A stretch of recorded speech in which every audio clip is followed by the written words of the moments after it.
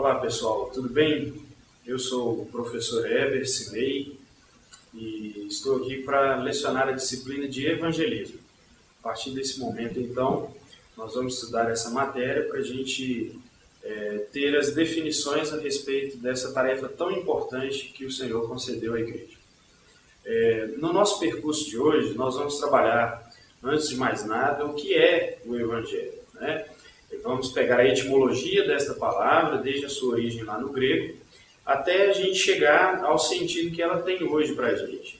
E vamos ver também por que o cristão deve proclamar, anunciar o Evangelho, qual que é o conteúdo desse Evangelho que deve ser anunciado, e finalmente nós vamos ver quais são os métodos utilizados dentro desse trabalho de evangelização, né? Que a gente chama, dentro dessa matéria aqui, de evangelismo. Então vamos iniciar aí a respeito desse assunto, que é o Evangelho.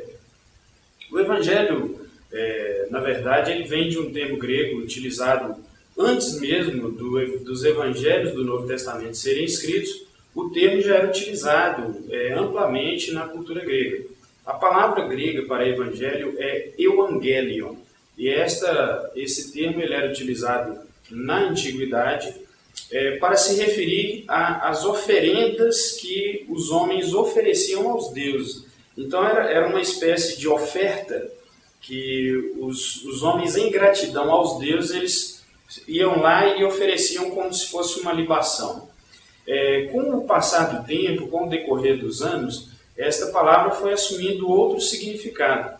Quando os exércitos saíam para a batalha a fim de guerrear, aquela coisa toda, quando se ganhava a batalha, voltava-se o mensageiro na frente do exército entregando o recado da vitória. Quando as pessoas ficavam sabendo desse recado da vitória, que recebiam essa notícia da vitória, elas festejavam imensamente com o seu exército, com as pessoas. Então, foi a partir desse conceito, desse bom recado da vitória, que o Evangelho tornou-se, né, com esse significado para nós que nós temos hoje. Essa ideia, essa concepção de que o Evangelho é sempre traduzido para nós como boa notícia, como boa nova. Mas originalmente ele vinha lá dessa concepção das vitórias dos exércitos contra os inimigos na antiguidade. Então, partindo dessa ideia de que o Evangelho é as boas novas ou as boas notícias, quando o mensageiro chegava com essa boa notícia, várias pessoas o presenteavam, ofereciam a eles presentes por causa que ele trouxera boas notícias. Então, a esses presentes também eram dados o nome de euangelion. Então, só para a gente voltar aí no contexto. Inicialmente, a ideia era de uma oferta, né, de gratidão do povo aos deuses. Depois, tornou-se uma oferta dada aos mensageiros que levavam as boas notícias. E, posteriormente, a própria boa notícia anunciada por esse mensageiro tornou-se o Evangelho. Então é nesse sentido de anúncio de uma boa nova que os autores do Novo Testamento agora vão trabalhar esta concepção e esta ideia de Evangelho. Muito posteriormente, né, a gente acredita aí que seja até com os pais apostólicos, né, o Didaquê, Clemente de Alexandria e Justino, a partir desses que vem a concepção de que os evangelhos se referem ao texto que nós temos na Bíblia. E aí nós temos 4 deles, dentre os quais os 3 primeiros, Mateus, Marcos e Lucas, nós chamamos de evangelhos sinóticos, e o 4º evangelho, que é o chamado evangelho contemplativo, que é o evangelho de João. Os autores dos evangelhos, eles não tinham essa ideia de que o texto que eles estavam escrevendo seria o evangelho. Porque, na verdade, o Evangelho para os autores do Novo Testamento, em especial os autores dos Evangelhos, era um conceito que se referia ao plano de salvação de Deus para a humanidade. Então, era exatamente a boa notícia que era dada por Deus ao homem, era a boa notícia de salvação, a boa nova de salvação. Então, os evangelistas não denominam o seu texto como sendo evangelhos, mas isso hoje nós chamamos, e é assim que nós vamos trabalhar agora, ok? Agora nós partimos para a ideia de por que nós devemos proclamar ou anunciar o Evangelho. A situação pode parecer simples para nós, que já somos habituados com este linguajar da salvação, do projeto de Deus, da reconciliação de Deus com o homem por meio de Jesus Cristo. Para a gente isso pode parecer muito normal, muito comum. E a resposta seria fácil para qualquer um de nós, né? Por que eu devo anunciar o Evangelho? Ou nós inicialmente já responderíamos, porque o homem é pecador e ele precisa dessa salvação oferecida por Jesus Cristo na cruz do Calvário. E esta é realmente a resposta. A situação do homem é irremediável por ele mesmo. Todo homem se encontra num estado calamitoso diante de Deus.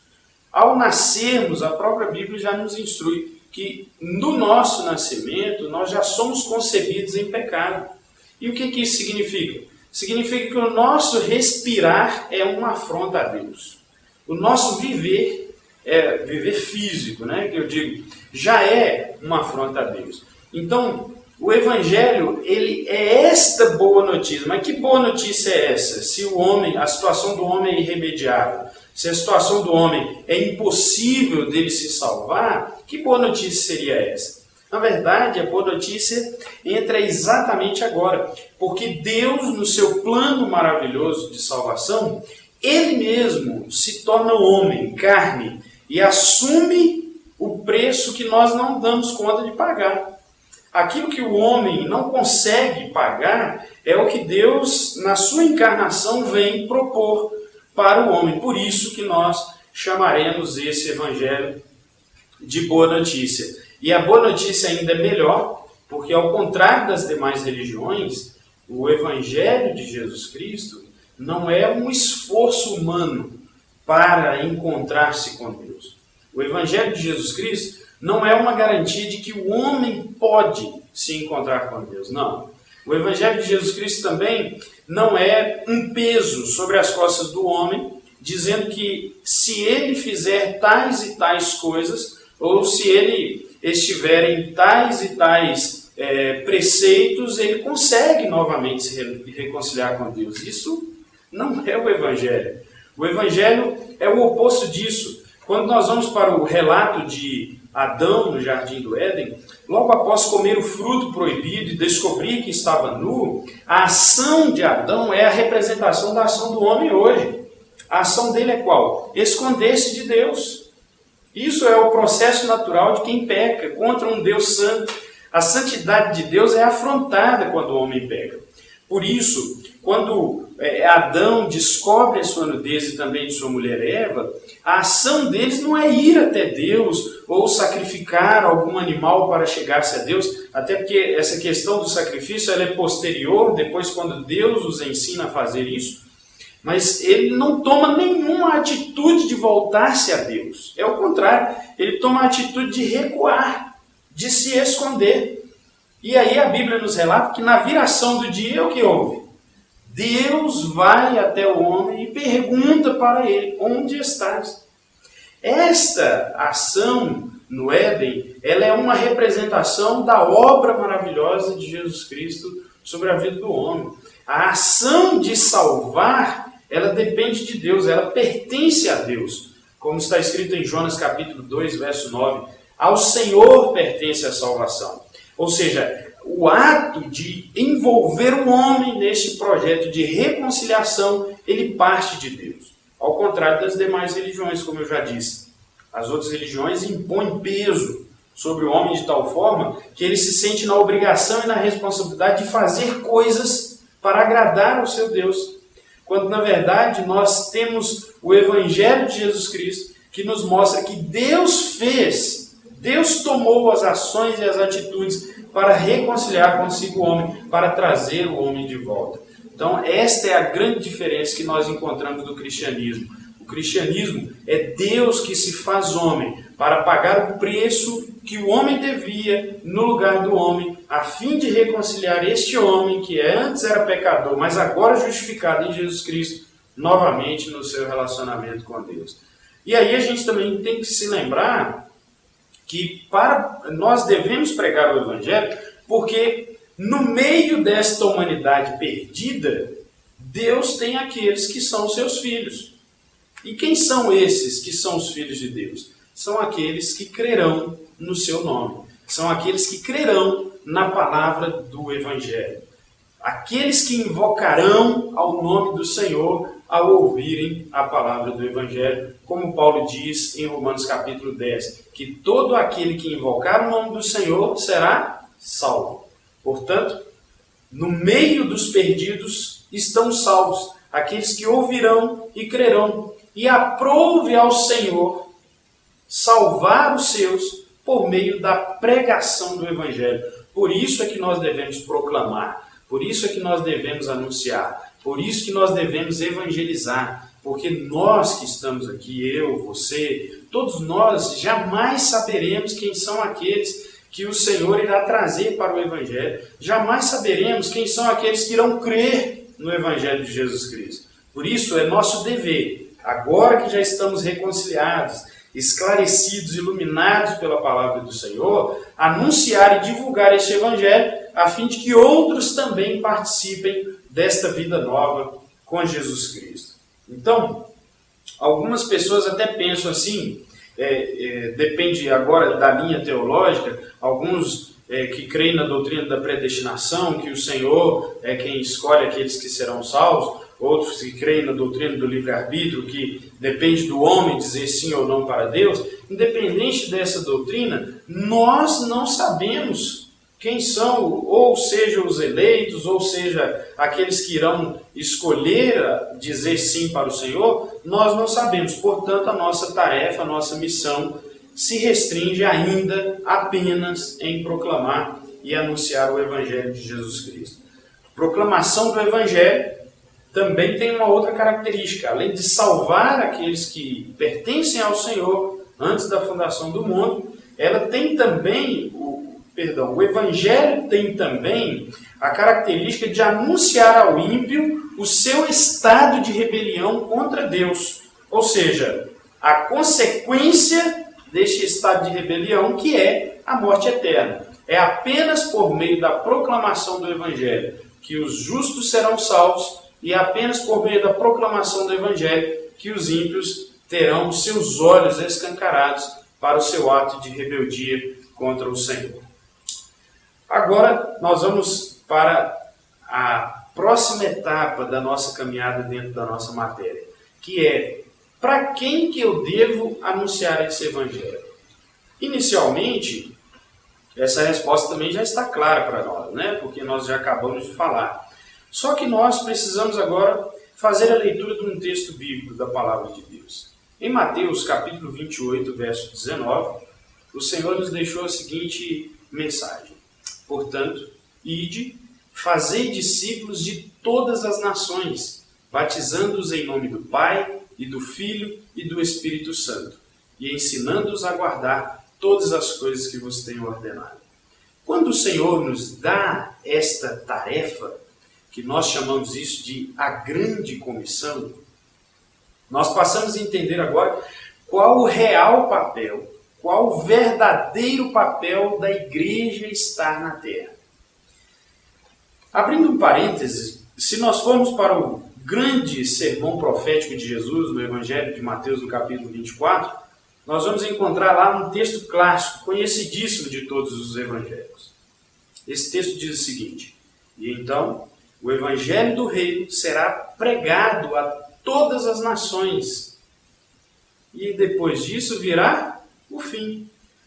Aí a grande pergunta que este versículo pode causar em nós como intriga: se o fim ainda não chegou, o que é que o aguarda?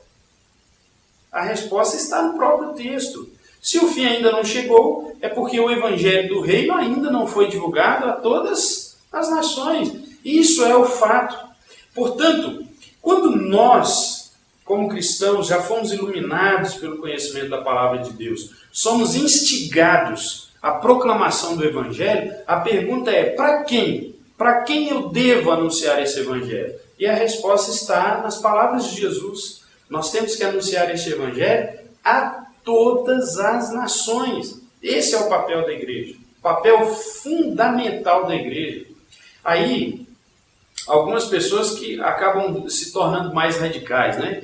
E dizendo, olha, o papel da igreja não é fazer acampamento, o papel da igreja não é construir templos, o papel da igreja não é deixar os templos luxuosos. De fato, esse não é o papel fundamental da igreja. Quando eu digo papel fundamental, me referindo que não são estas as causas da existência da igreja na terra. A permanência da igreja na terra ainda é fazer com que o nome do Senhor Jesus seja divulgado e proclamado.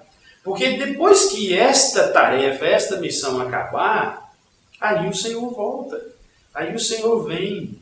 E aí a grande promessa da grande esperança será realizada e concluída. Portanto, nós podemos fazer milhões de retiros espirituais, milhões de acampamentos, nós podemos fazer milhares e milhares de templos. Se nós não cumprirmos a tarefa de anúncio do Evangelho de Jesus Cristo a todas as nações, o fim não virá. Portanto, qual que é a função mais significativa da igreja na face da terra hoje, se não anunciar o Evangelho a todas as nações? E aí entra um detalhe muito importante que eu gostaria muito que você estivesse atento, para que a gente tirasse também o fardo, né? Porque muitas vezes a gente participa de cultos de missões, congressos de missões evangelísticos, e a gente sai pesado do lugar, como se a gente tivesse que carregar um fardo do ID. Eu quero que você esteja atento. No texto da Palavra de Deus, tanto no Evangelho de Mateus, capítulo 28, verso 19, quanto em Marcos, capítulo 16, verso 15, nós encontramos na nossa versão de língua portuguesa uma ordem que é clara: ide, portanto, fazei discípulos de todas as nações. E em Marcos 16, 15, ide por todo mundo e pregai o Evangelho a toda criatura. Quando nós encontramos esse verbo ir no modo imperativo na língua portuguesa, a sensação que nós temos é que todo cristão ele tem que sair. Todo cristão ele tem que ir por todo mundo. O fato, meus irmãos, é que nem todos os cristãos da face da terra foram chamados para sair pelo mundo. Porque para sair pelo mundo, para evangelizar as nações, é necessário um outro tipo de preparo. É necessário que sejam feitos outros tipos de estudos.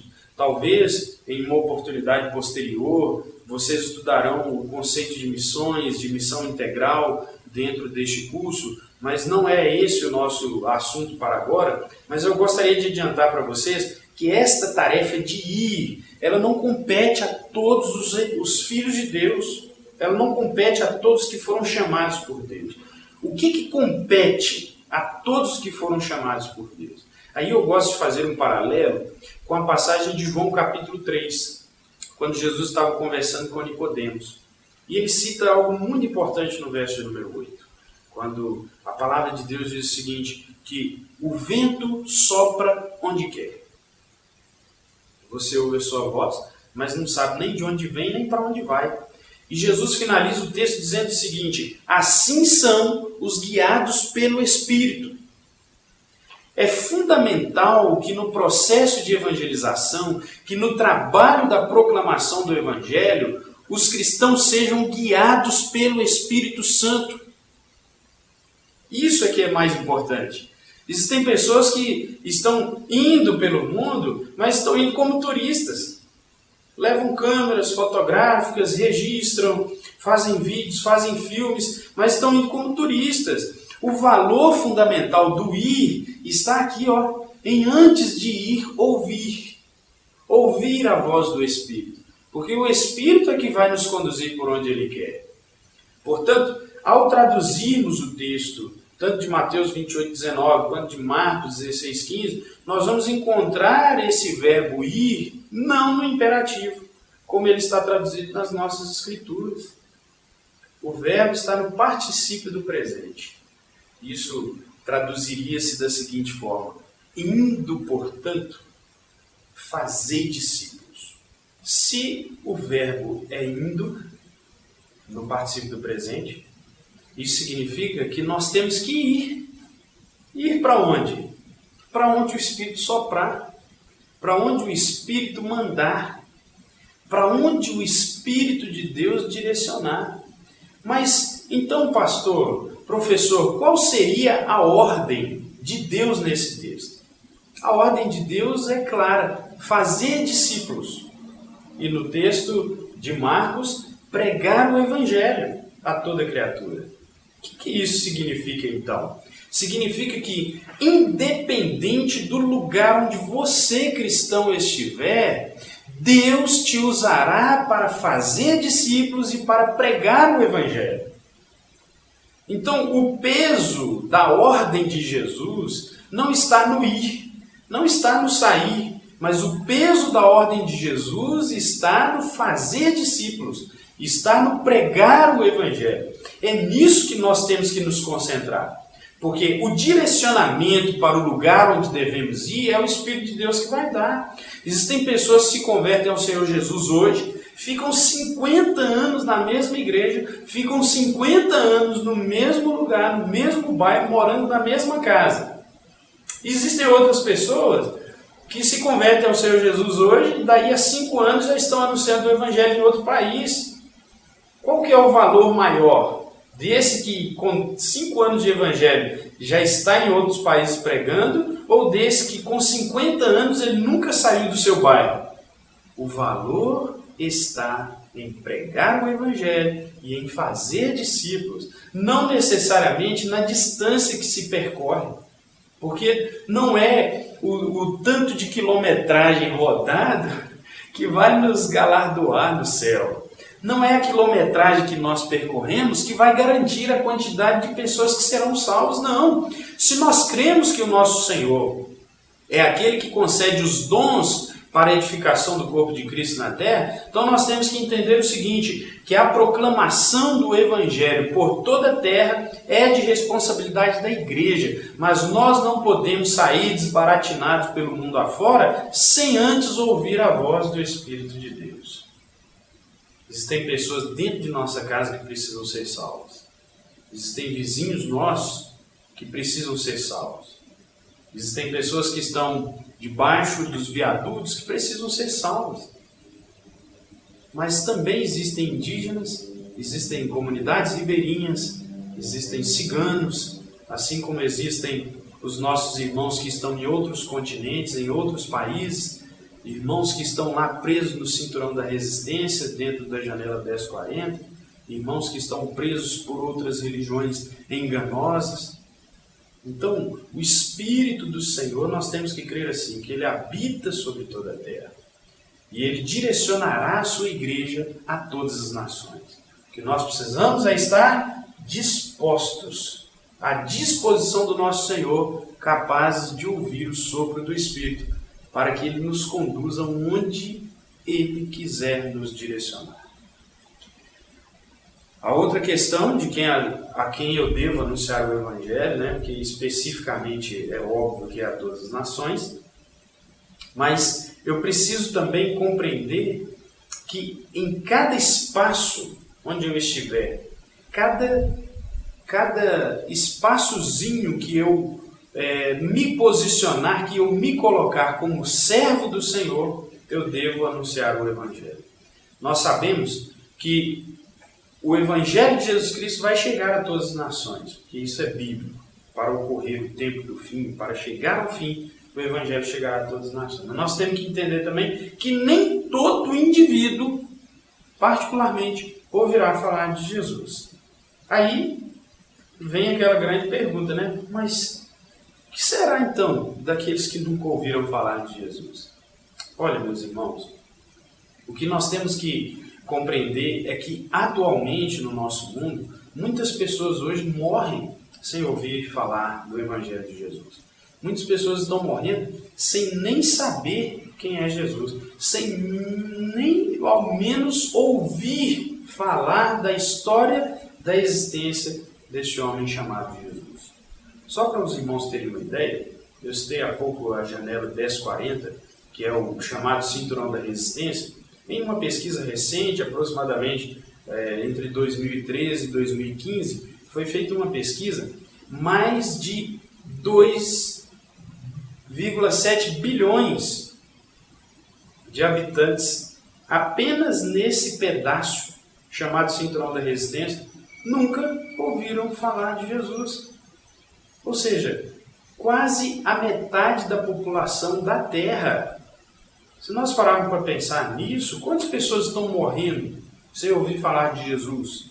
Quantas pessoas estão perecendo sem nem saber quem é o Senhor? E aí eu quero chamar você à responsabilidade agora. Porque há um tempo atrás eu até ouvi um missionário dizendo, e eu achei curioso, quero repassar. Normalmente a gente diz assim, a tarefa de evangelizar é de quem? Aí nós respondemos, é da igreja, né? A tarefa da missão do evangelho, da proclamação do evangelho é de quem? A gente responde, é da igreja. E esse missionário, certa feita, disse assim, olha, não responda que é da igreja, não, diga, essa tarefa é minha. Porque quando eu falo que é da igreja, normalmente a visão fica muito ampla e eu me retiro da cena. Mas quando eu assumo essa responsabilidade, eu assumo esse compromisso, nós temos que entender que ele é nosso, porque o Senhor nos chamou, então ele é meu. A partir de hoje a missão é minha, a partir de hoje a missão é sua.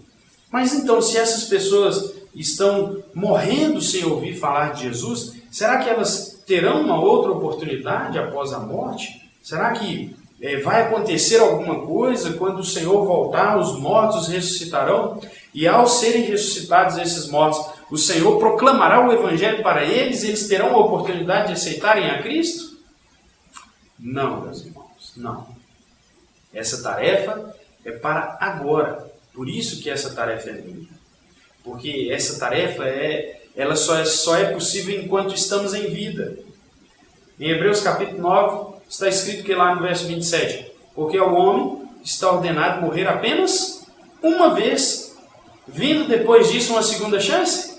Não. Vindo depois disso o juízo. Portanto, aqueles que morrem sem conhecer o Senhor, se eles não tiverem a fé revelada em Jesus Cristo, eles não têm a salvação. Por isso é que nós temos que ir a todas as nações. Por isso é que nós temos que sair do nosso local de comodismo para pregarmos o Evangelho a todas as nações. E aí, alguém poderia perguntar assim, mas Deus está sendo injusto? Como ele pode condenar alguém que nunca teve a oportunidade sequer de ouvir? Mas aí a palavra de Deus nos diz, lá na Epístola aos Romanos, tanto no capítulo 1 quanto no capítulo 2, que os homens são indesculpáveis diante de Deus. Porque a glória de Deus foi manifesta por meio das coisas criadas.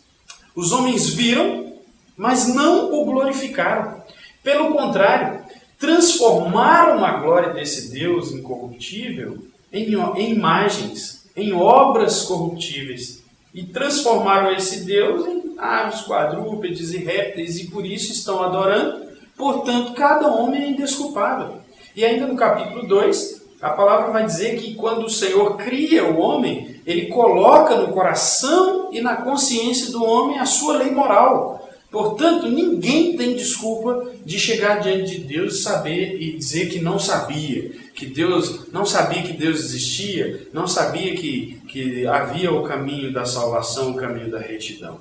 Não haverá essa desculpa. Agora, quanto a nós, que já somos salvos em Jesus Cristo, nós temos que pegar agora a palavra do apóstolo Paulo em 1 Coríntios capítulo 9 e o verso 16, quando ele declara assim, ai de mim, se não pregar o Evangelho.